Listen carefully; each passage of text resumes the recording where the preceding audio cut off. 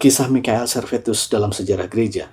Mikhael Servetus adalah seorang tokoh yang hidup pada masa reformasi abad ke-16 sekitar 1511 sampai 1553. Ia lahir di wilayah Spanyol dan dikenal sebagai pribadi yang sangat cerdas dengan minat luas dalam bidang teologi, kedokteran, dan ilmu pengetahuan. Selain sebagai teolog, ia juga dikenal sebagai ilmuwan yang memberikan kontribusi penting dalam pemahaman tentang peredaran darah. Sejak muda, Servetus menunjukkan ketertarikan besar pada kitab suci dan berusaha memahami ajaran Kristen secara mendalam. Namun, dalam proses pencariannya, ia sampai pada kesimpulan yang berbeda dari ajaran gereja arus utama, baik Katolik maupun Reformasi. Ajaran utama Mikhael Servetus yang menimbulkan kontroversi adalah penolakannya terhadap doktrin Tritunggal. Ia berpendapat bahwa konsep Allah sebagai tiga pribadi, yaitu Bapa, Anak, dan Roh Kudus, tidak memiliki dasar yang jelas dalam Alkitab. Menurutnya, Allah adalah satu pribadi dan Yesus Kristus adalah manifestasi Allah dalam sejarah, bukan pribadi kedua yang kekal dalam Tritunggal.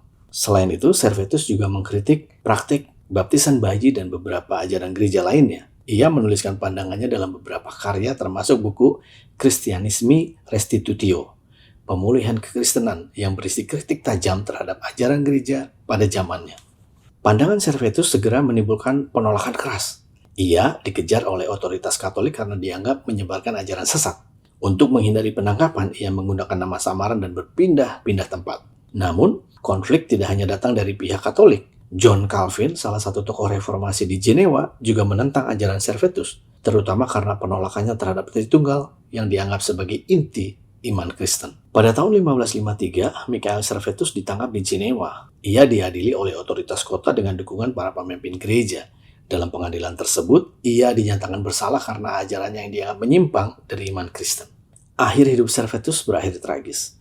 Ia dijatuhi hukuman mati dan dieksekusi dengan cara dibakar pada tahun 1553. Peristiwa ini menjadi salah satu contoh paling terkenal tentang konflik teologi yang berujung pada tindakan keras pada masa reformasi. Meskipun ajarannya ditolak oleh gereja arus utama, kisah Mikhael Servetus memiliki dampak penting dalam sejarah. Dalam perkembangan selanjutnya, peristiwa ini sering menjadi bahan refleksi mengenai kebebasan beragama dan hati nurani, batas antara otoritas gereja dan negara, cara menyikapi perbedaan teologi.